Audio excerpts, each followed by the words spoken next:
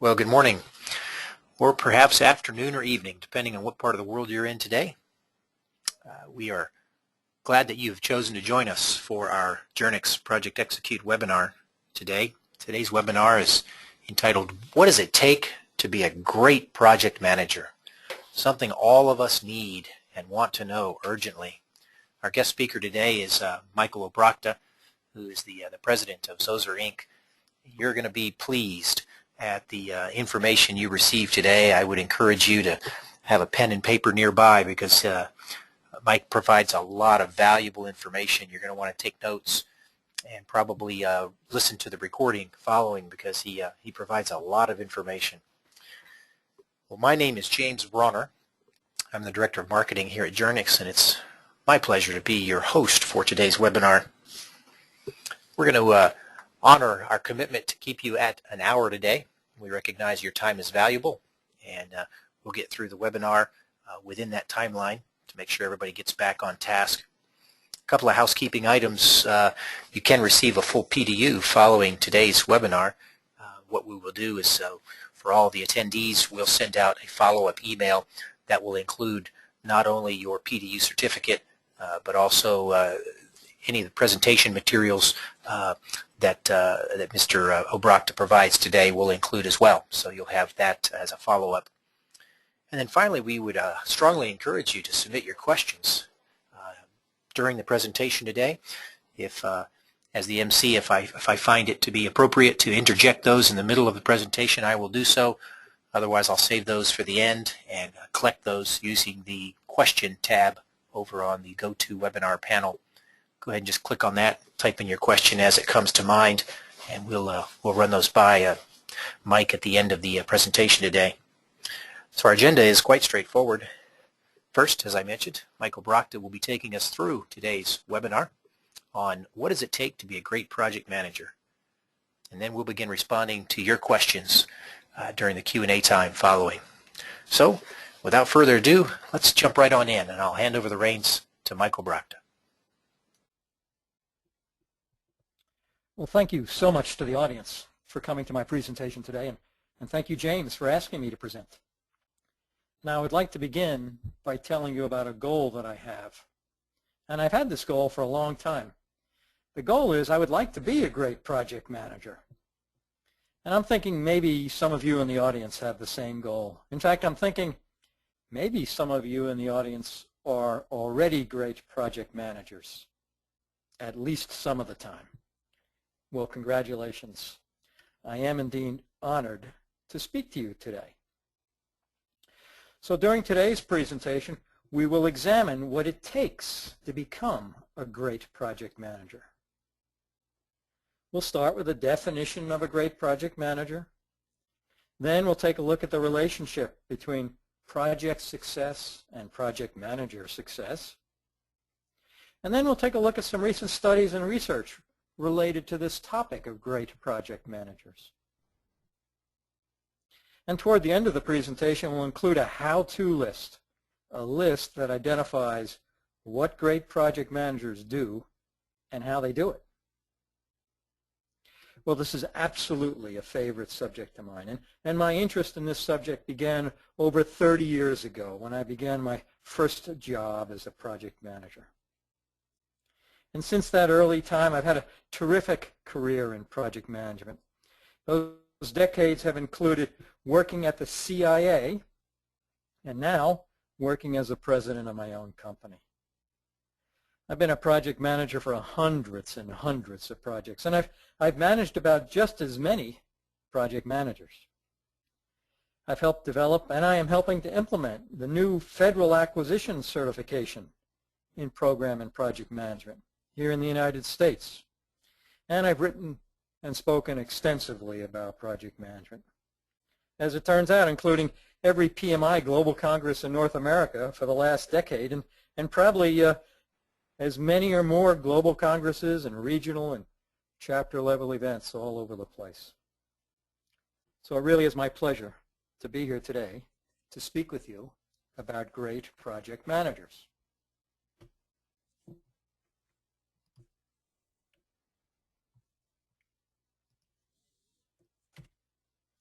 All right, let's start with the definition. And the definition I want to start with,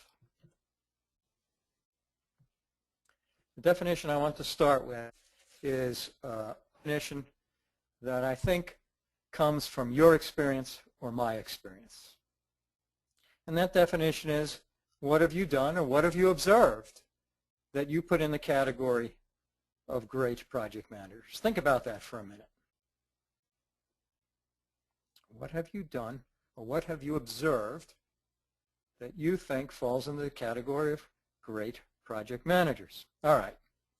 Now with that in mind, I'm going to tell you a little story that I think illustrates what it is to be a great project manager. And to tell you that story, I'm going to look back in history. I'm going to look back 100 years ago. I'm going to look back to a period of time that was the golden age of exploration. And not just any exploration. This was the exploration of the poles, Antarctica. All right, now to tell you this story, I'm going to read a little script, and I'm just going to change the tone of my voice as I read the script to you for this story. From 1914 to 1916, Ernest Shackleton and his men survived the wreck of their ship Endurance in the crushing Antarctic ice. They were stranded 1,200 miles from civilization with no means of communication and no hope for rescue. The temperatures were so low the men could hear the water freeze. They subsisted on a diet of penguins, dogs, and seals. And when the ice began to break up and melt, Shackleton set out to save them all in his heroic 800-mile trip across the frigid South Atlantic in little more than a rowboat. Unlike other polar explorations, every man survived. Not only survived in good health, but also in good spirits, all due to Shackleton's project leadership. All right. Perhaps some of you in the audience are familiar with the story of Shackleton. Perhaps not. Let's think about what we just heard. We just heard about a project that involved getting to Antarctica. We heard that the project didn't work out as planned. In fact, no one in Shackleton's expedition even set foot on Antarctica, let alone accomplish the goal of the expedition. Their ship was stuck in ice. Now, this project was scheduled to last but a few months. It lasted 1.5 years. This project was scheduled to take place on Antarctica. They never made it. And the men on this project were being paid by the day. And I can assure you, they blew the budget long after they got frozen in the ice. So, not on cost, not on schedule, and didn't meet the performance objectives. And yet, we're looking at this as a great success story. Why? Because these men who endured undue hardship on this long project wrote journals. And we've read the journals. And do you know what they wrote? They wrote that this was the, quote, best time of their lives, unquote. How could this be? How could men on a project that went so poorly, write it was the best time of their lives? And the answer was, it was thanks to Shackleton, thanks to the leadership demonstrated by the great project manager. Well, that's what I want, and maybe that's what you want. Maybe at the end of the day, great project management is about having people write about us in their journals in such a positive way. Now, why did they write about Shackleton this way? I'll give you the short answer.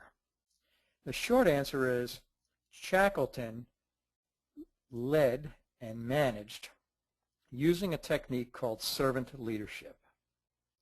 Servant leadership is where Shackleton placed the needs of his men above all else.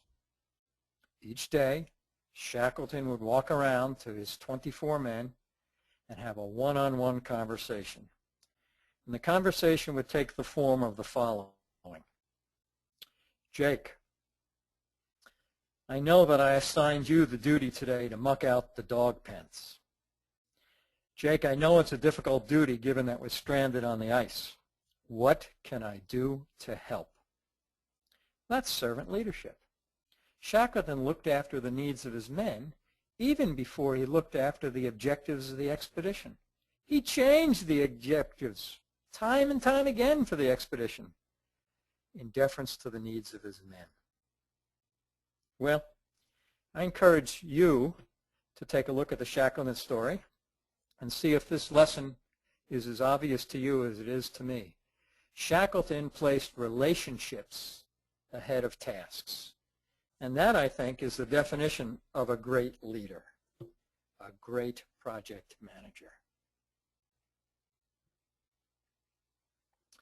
I want to give you a little bit of context now, a little bit of context. And from what I can tell, and maybe your experience bears this out, there's a simple equation in play. If your projects succeed, then generally speaking, you as a project manager are viewed as successful. And of course, the contrary is true. If your projects don't succeed, then it's harder for people to view you as an success as the project manager. So that's a fairly simple context, but things have occurred to complicate this a little bit. The definition of project success has actually expanded over time, and we're going to take a look at that. So too for complexity. That's increased over time. We'll take a look at that. So too has our dependence on our executive, and we'll take a look at that. And then we'll take a look at just how well supported we are or are not as project managers. Now, for those of you that do take an interest in this discussion that we're having beyond the 1 hour, then I'll mention to you that there is a companion paper available to you. And I provided that to James, and he can provide a copy to you. And in that paper, you'll see some really, I think, beneficial references. Big authors of our time have written about this stuff. Harold Kersner, Bill Archibald, J. Kent Crawford. And they're all referenced in the paper. And so essentially what they've written about is what I'm talking to you about. They've written about how this definition of project success has changed over the time. So, okay, it's a simple context. Look, if your project succeeds, you're more likely to be viewed as a success. But the trouble is it's harder to succeed now because times have changed.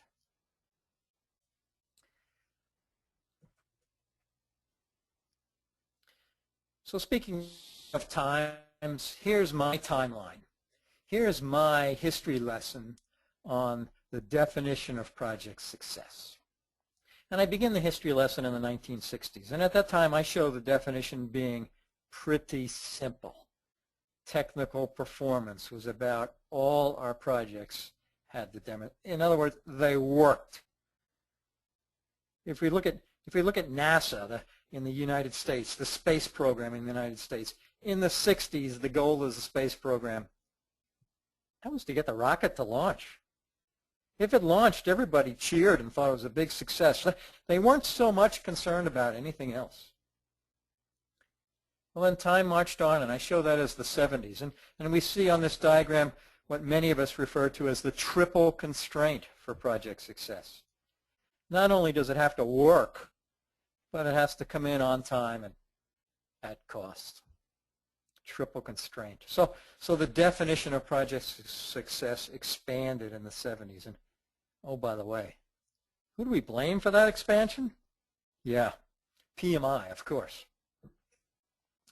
Then I show progress marching on in the 1980s, and I show another dimension added to project success, the dimension of the customer.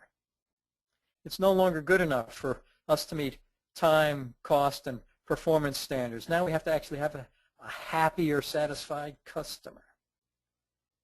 Well, in the space program, during that particular period of time, we heard President Kennedy announce that the objective of the space program was to land a man on the moon and return him safely to Earth. Well, that's the triple constraint. Well, then we heard President Bush say, oh, by the way, the purpose of the space program is to bring back some commercially profitable materials. We were going to make special things in zero gravity. We had customers now. And then time marched on, and the definition expanded again. We now had to have some sort of positive cultural impact on our organizations. And the space program, that became a goal for the space program.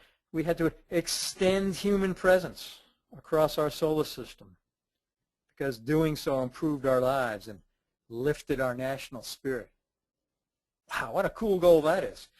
Wouldn't you as a project manager love to have a success definition for your project that included lifting national spirit? Oh my gosh. Do you think you could do that by yourself, or do you think that's a little bit too hard for you to do by yourself? Yeah, too hard, too hard. So the definition is expanded. And by the way, I'm suspecting some of you in the audience are in the IT industry. The IT industry? Well, thank you very much. You've made this about as bad as it can get. In the early days, you in the IT industry, you were satisfied developing standalone applications for standalone workstations. Not anymore. It now has to be a network application, something that works on the enterprise, something that accomplishes all of its performance goals, but also somehow makes the lives of the users better and more enriched. Well, the success definition for all of us, I think, has expanded. And you know what? I think the same things happen with complexity. I think today's projects, there are more stakeholders we have to worry about. Internal stakeholders, external stakeholders, more requirements, certainly more interfaces as we develop systems and enterprise-wide projects and programs. So many more interfaces. And with that comes dependencies. And I just don't mean technical dependencies. We're dependent on other people, other organizations, suppliers, dependent on many more regulations.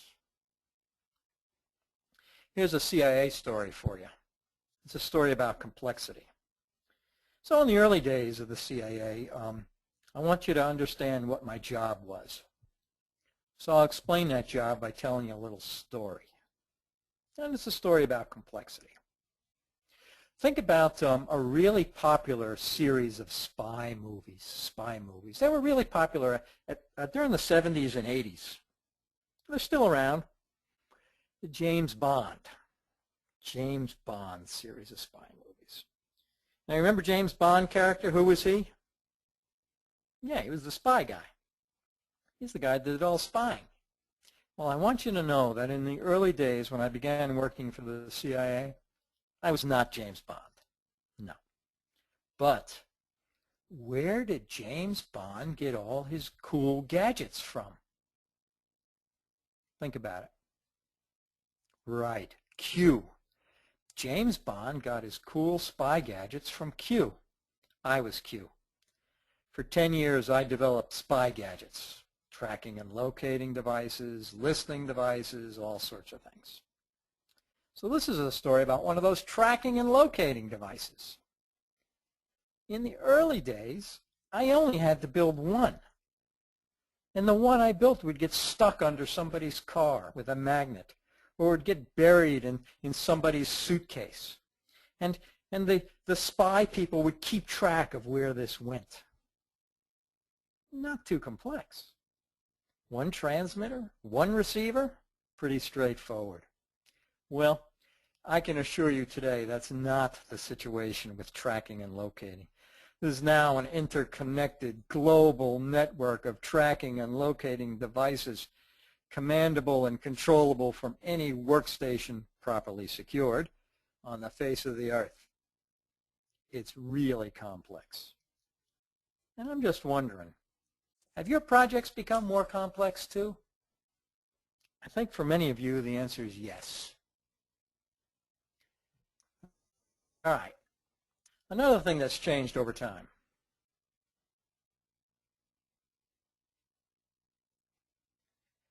Yeah, one of my hobbies is mountain climbing. So classically, the approach to solving problems in project management is you just pile more responsibility on the backs of the project manager.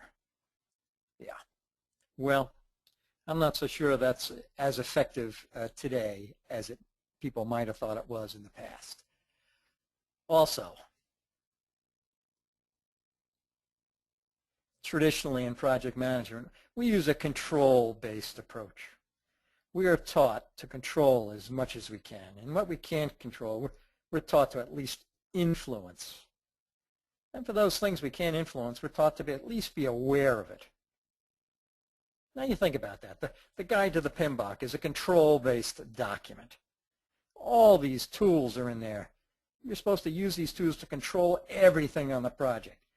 Gantt chart, schedule, requirements, WBS. Some of us use earned value management. These are control-based techniques. These techniques are great when you had small, uncomplicated projects. Piling more on the back of the PM worked fine when it was a small, uncomplicated project. But if you're buying into this expanded definition of success, and if you're buying into this complexity, then you arrive at the same conclusion I arrive at. We're more dependent on our executive than ever before. We can't do it alone. All right. So look what we've done. We've talked about the definition of a great project manager. We've talked about the relationship between project success and project manager success. And then we looked at a few things that have made life complicated for us. Success definitions expanded, complexities up, we're more dependent on our executive than ever before. Well, I want to give you one more piece of bleak news, and then I'm going to lift your spirits from the rest of the presentation. And this piece of bleak news is that although we're more dependent on our executive,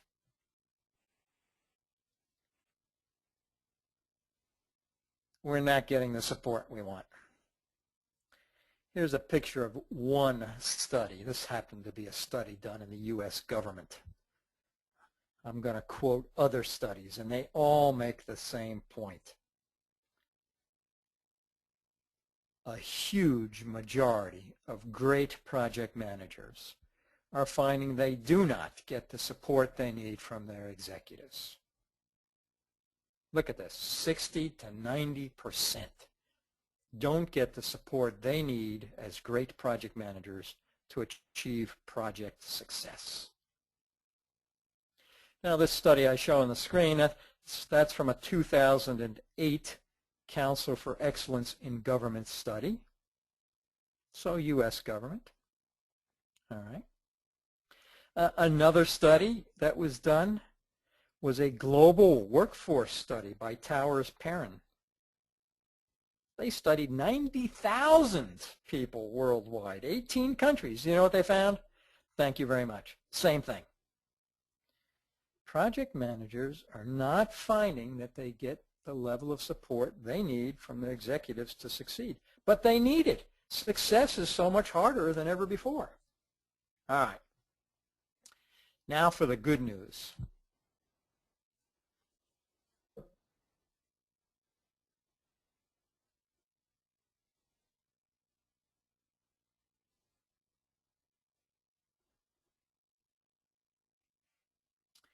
Dear executive, please act from some of the items on this list. Signed, dedicated project manager.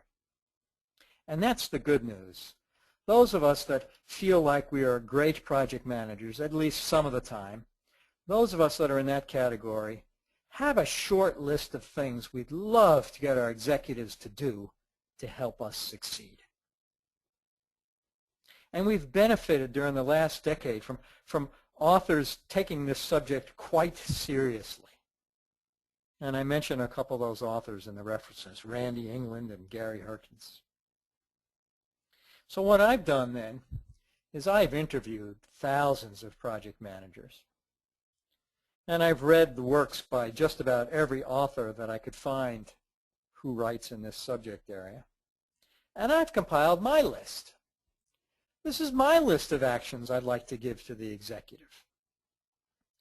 And I've run, I don't know how many workshops on this, and I've had project managers tailor this list. So what you have before you is not a bad list.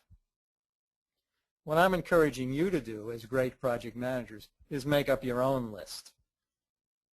Sit down, take a few minutes, make a list of the things you need your executive to do to help you succeed at being a great project manager.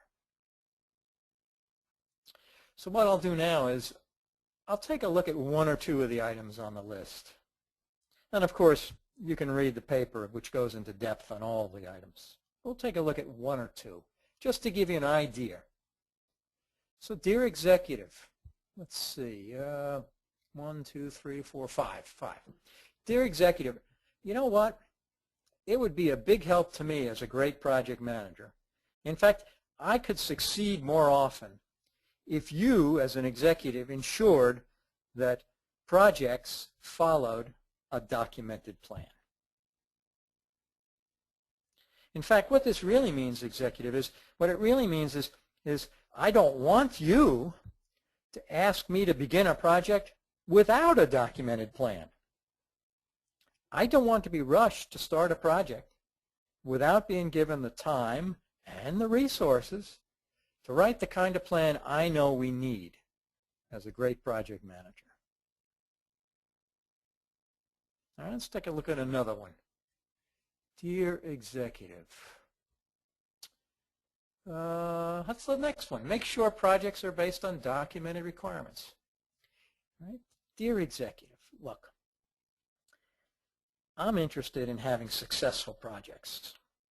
And I know that the #1 reason projects fail, #1 reason, has something to do with requirements. This is not new information to me.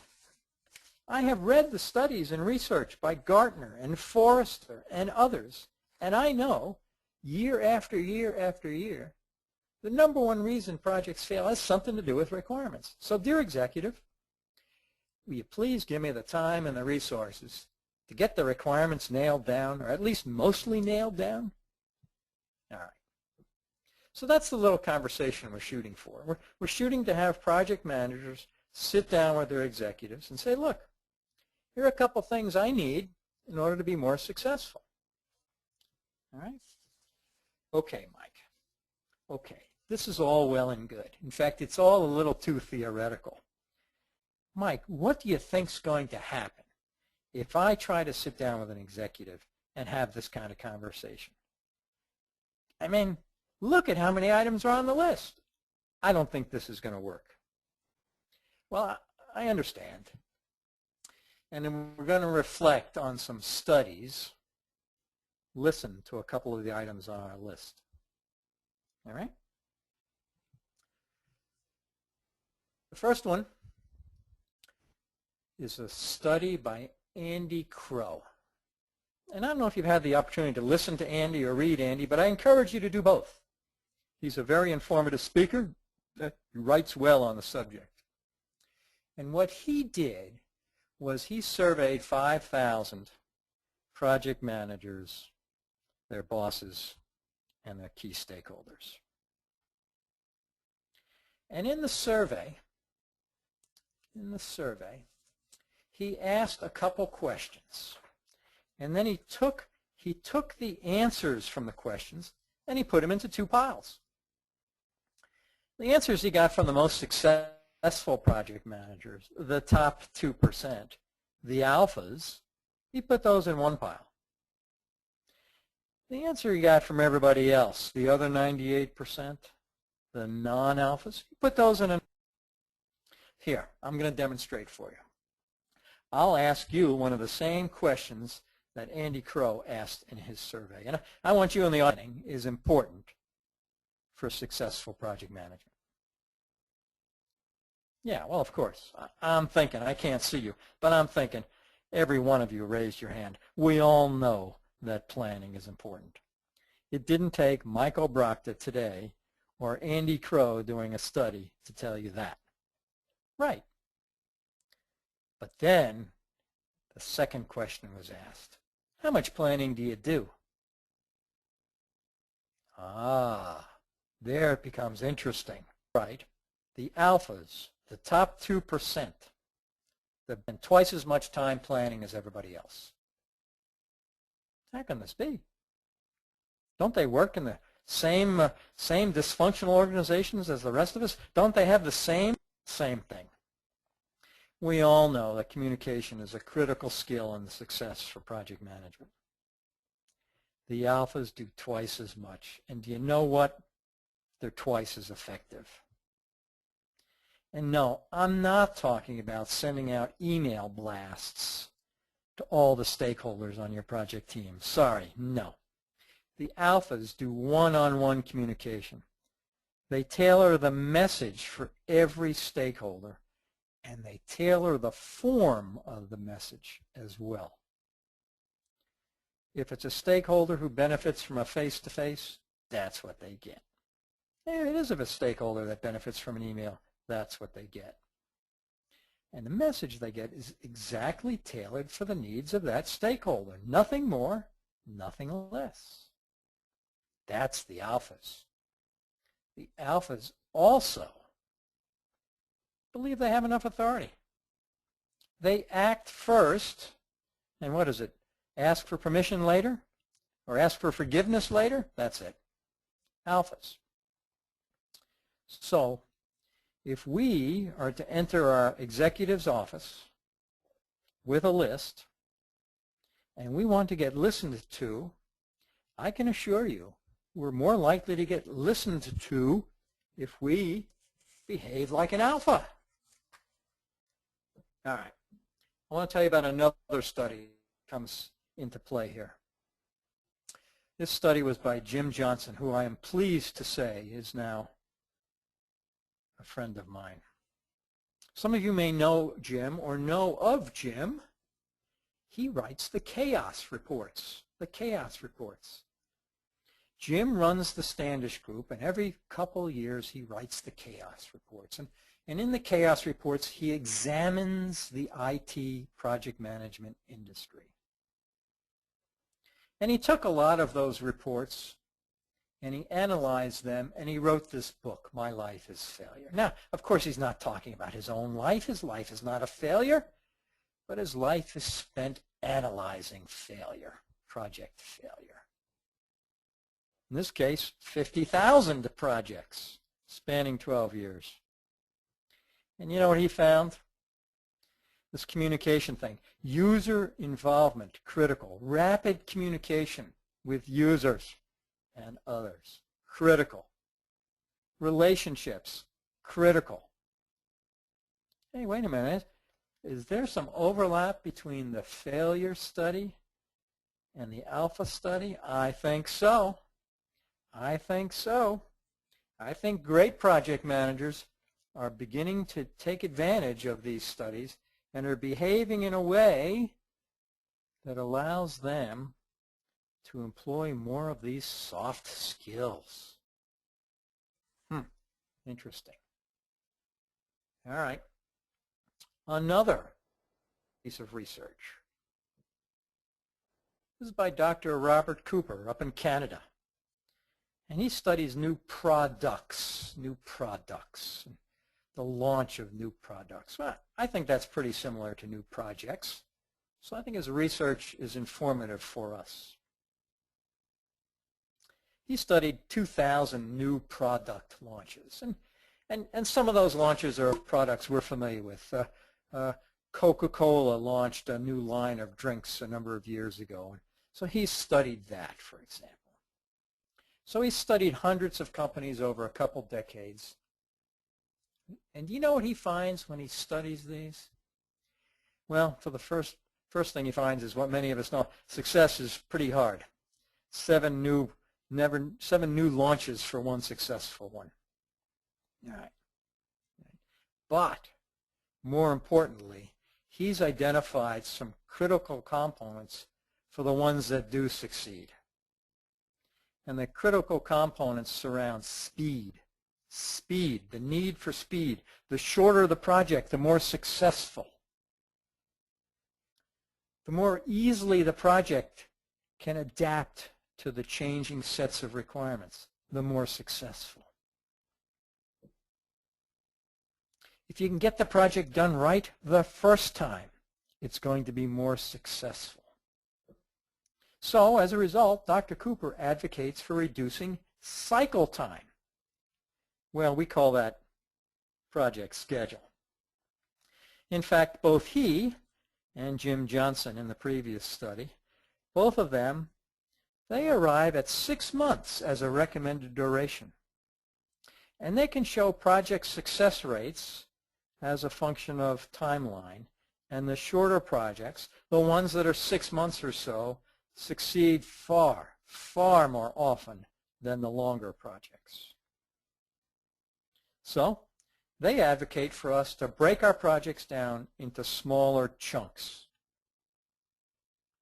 We can do that through a number of ways. We know how to do incremental project management. For those of you in the IT world, many of you know how to do agile or RUP or extreme. These are all techniques for taking projects and breaking them down into shorter cycle times. Well, the great project managers are doing that. They are reducing the cycle time. They are adopting these winning methods. All right? One additional piece of study and research that I want to draw your attention to.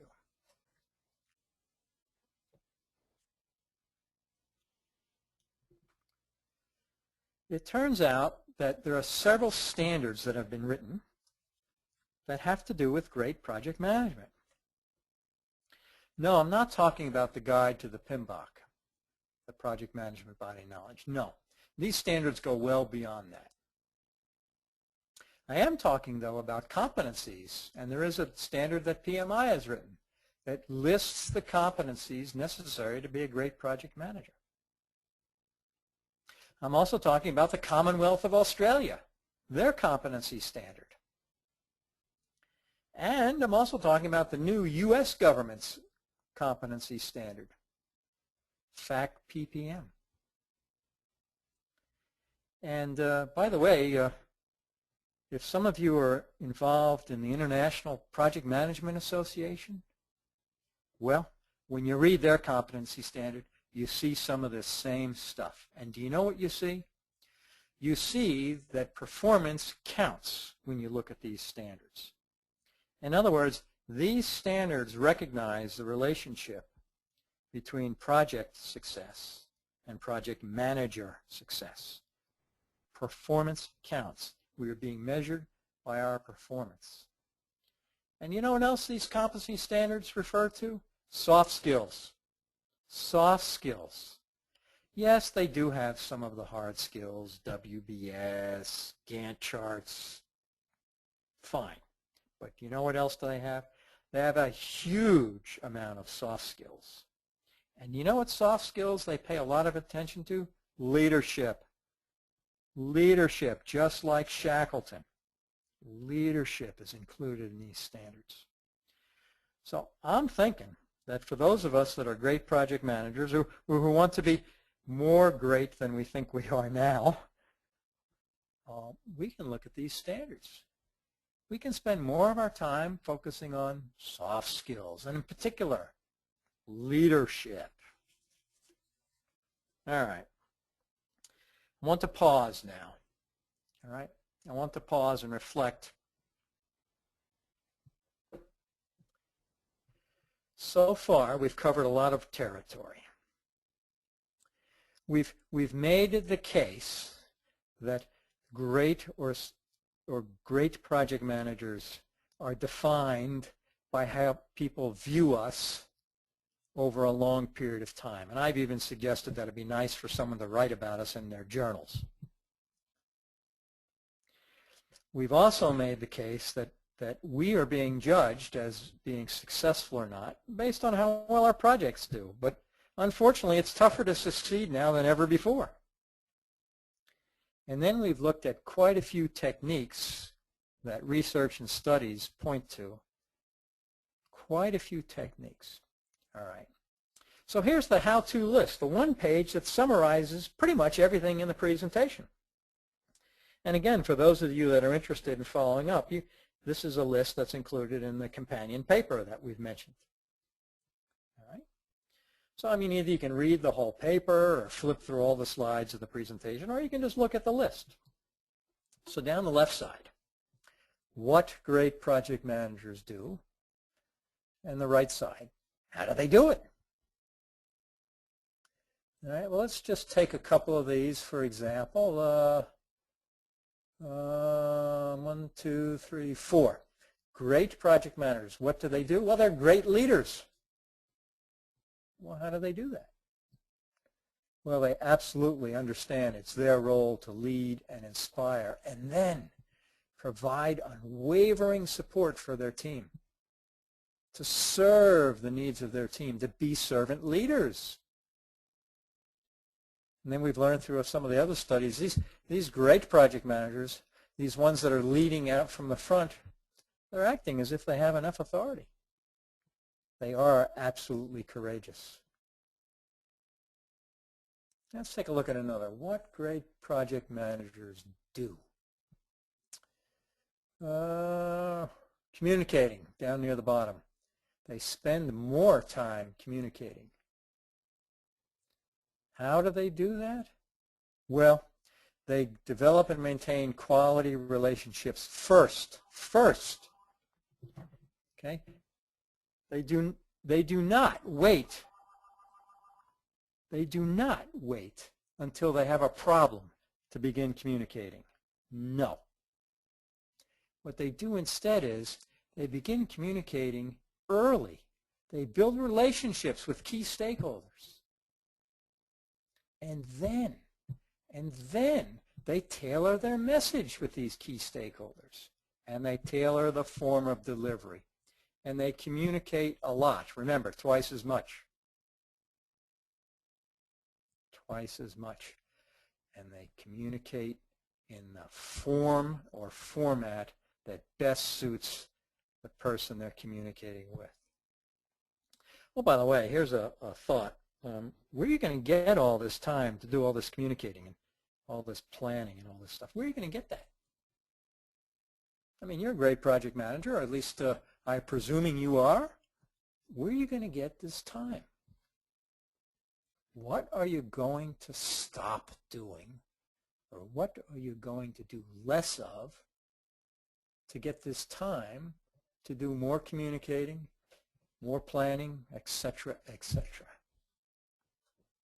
Well, I think the simple answer is you're going to raise the priority of the items on this list, on this page, and you're going to lower the priority for some of the other things, perhaps, that you're doing. Think about it. Think about it. If this is the list that it takes to be a great project manager, wouldn't you want to be doing this ahead of some of the other things? I don't know. Think about it. So I'm suggesting that it'd be beneficial for you and me, I'm still aspiring to be a great project manager, to follow the list. However, I do understand that knowing what to do isn't the same as doing it. I know virtually all project managers know that planning is necessary, but only the alphas did twice as much. So I'm just curious, do you or do I have the discipline it takes to do what's on that list? If you read Neil Whitten, and I encourage you to read him, he's one of the more popular gurus of our time, he laments. He says, you know what? Project managers don't seem to be willing to make the tough decisions. He says He says we're too soft. He says we're lacking discipline. Well, I don't know. I certainly agree with him that discipline is necessary. I'm hoping that those of us that want to be great project managers do have enough discipline to act on that list. I don't think there's any substitute for discipline. If you read business guru Jim Collins, he wrote Good to Great, he says that it takes an absolutely iron will to succeed. Well, that's discipline. And I'm pleased to say that I now appear on the same slide as business guru Jim Collins with my own quote. And my quote is, project management is about applying common sense with uncommon discipline. I really think at the end of the day, most of us who aspire to be great project managers, we know what to put on that list of things we should be doing.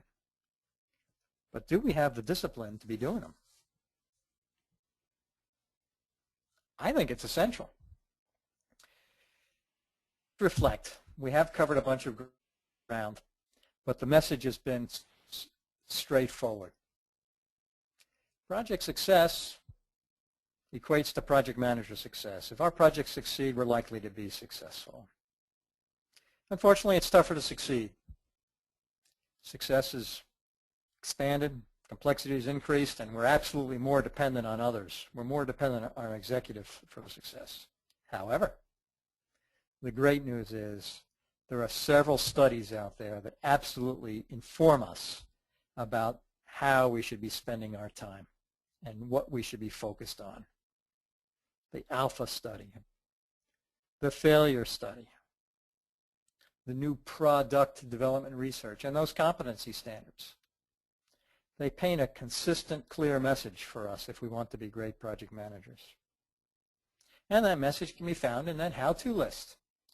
If we have the discipline to follow it, I believe many of us, maybe even more of us, will be great project managers. Now at this point, what I'd like you to do is I'd like you to go ahead and let James know what your questions or comments might be, and I'd love to respond to the ones we have time for. Well, thanks, Mike. We do have some questions coming through. For those of you that have not done so already, I would encourage you to go ahead and click on the Questions tab in the GoToWebinar control panel there, and just type in your question for Mike. Mike, we're going to jump right on in. We got about 5 minutes left. Let's get to some of these questions that we have already pending. Our first one comes in from Randy. Randy says, why do you tie the success of a project manager so closely to the actual project? Well, thank you, Randy. And I'm not going to take it personal because I'm not the one tying those two together. The research has tied them together. The research has asked executives and stakeholders about project managers and about project success. And they are the ones that are tying it together. So it's a reality that I'm suggesting we should be aware of because others are judging us using that criteria. Thank you for the question.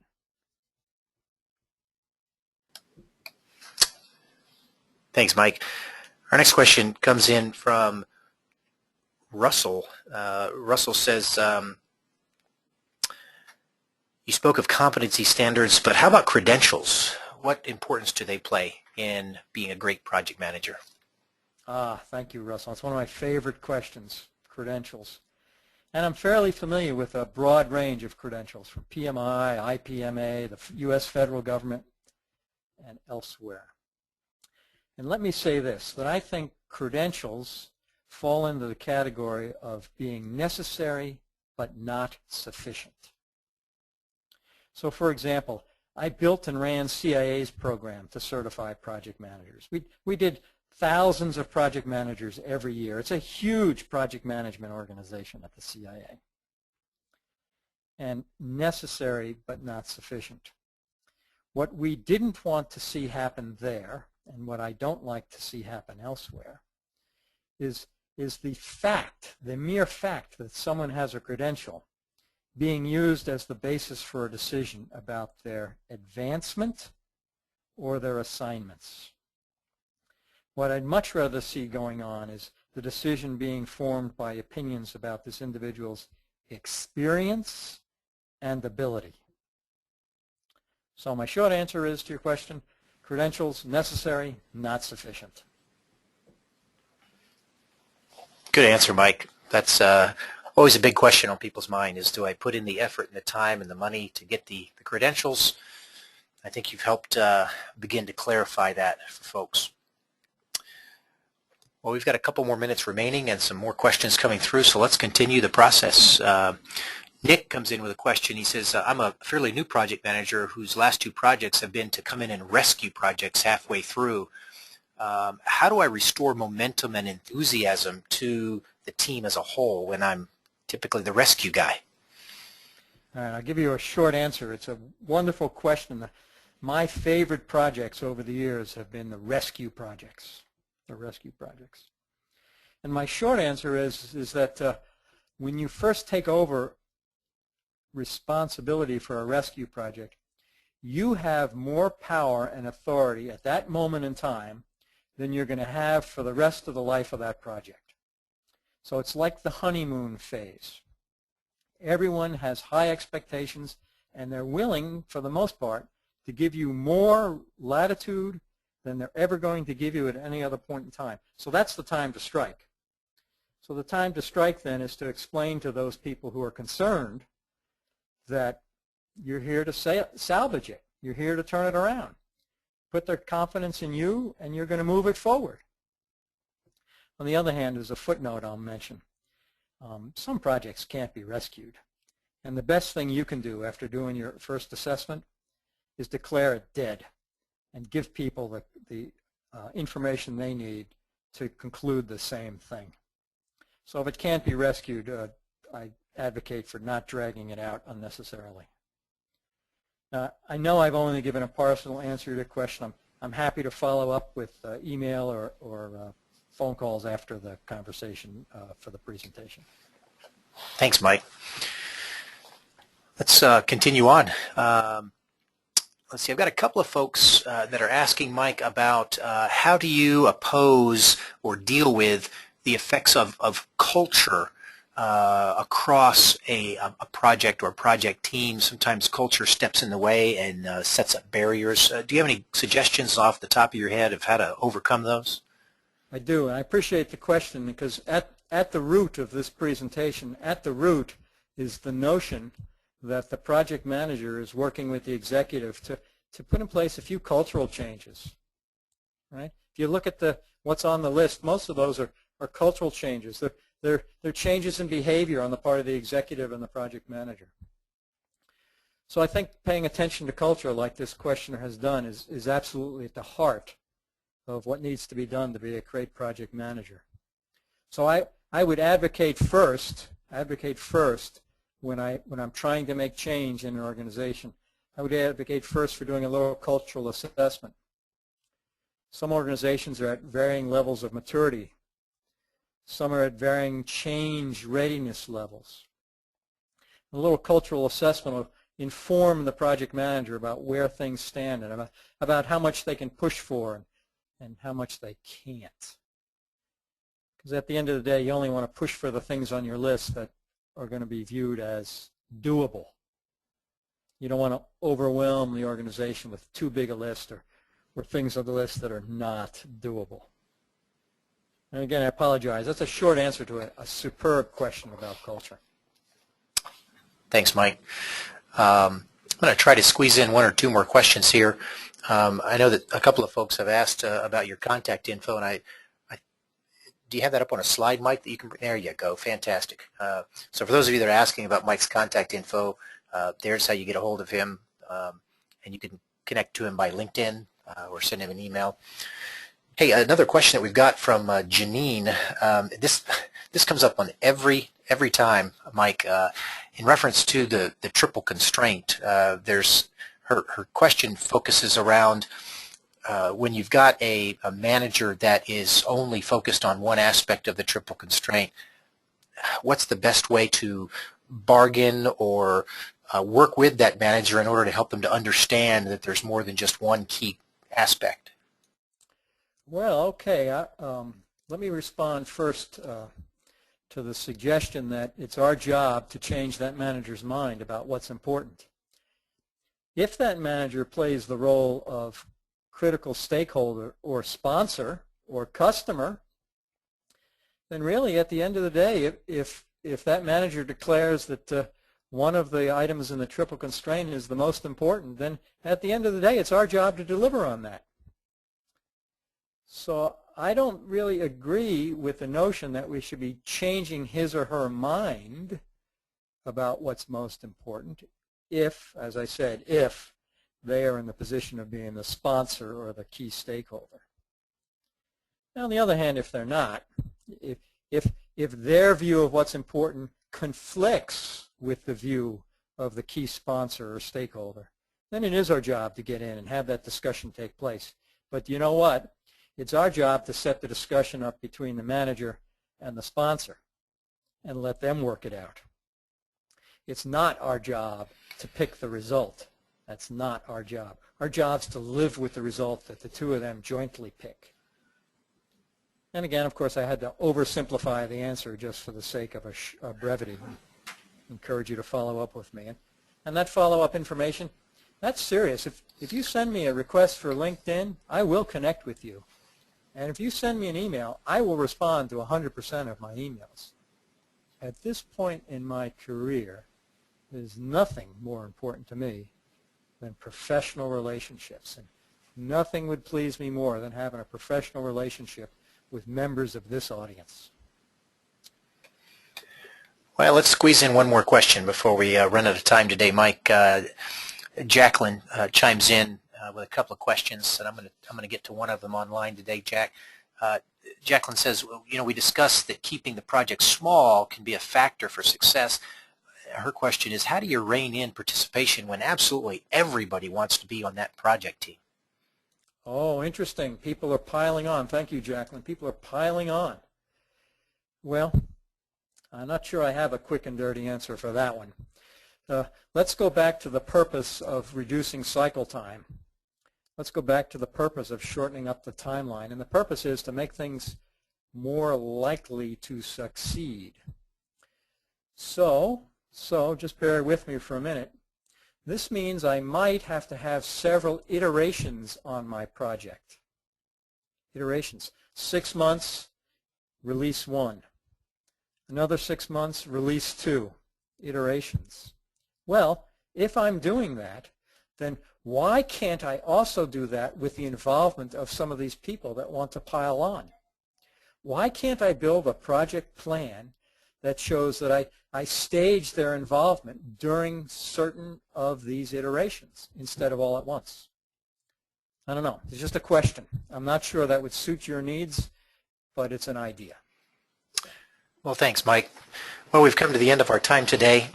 We do have a couple of more questions still coming through, so I would encourage you to submit those questions across, and we'll see if we can get responses to those electronically, since we've got your email address. We want to thank you for taking time out of your busy schedules to join us today. You may ask, what does Journyx do as a company? We have a solution called Project Execute that helps you to manage people. So if you need to know who's working on what, when they'll be finished, who's available for the next project, that's what we focus in on. So if you're dealing with any of those issues in your organization, give us a holler. Contact us using the contact info there on the screen. We'd be happy to set you up with a demo and show you some case studies of how other companies have been successful with resource allocation across their projects. Hey, by the way, I'd also like to encourage you to visit the website and sign up for some of the additional webinars.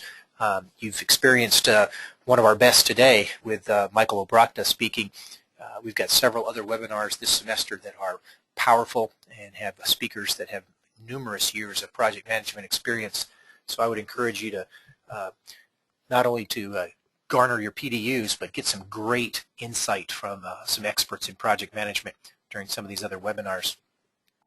Again, I want to say thanks to Michael Obrakta for joining us today.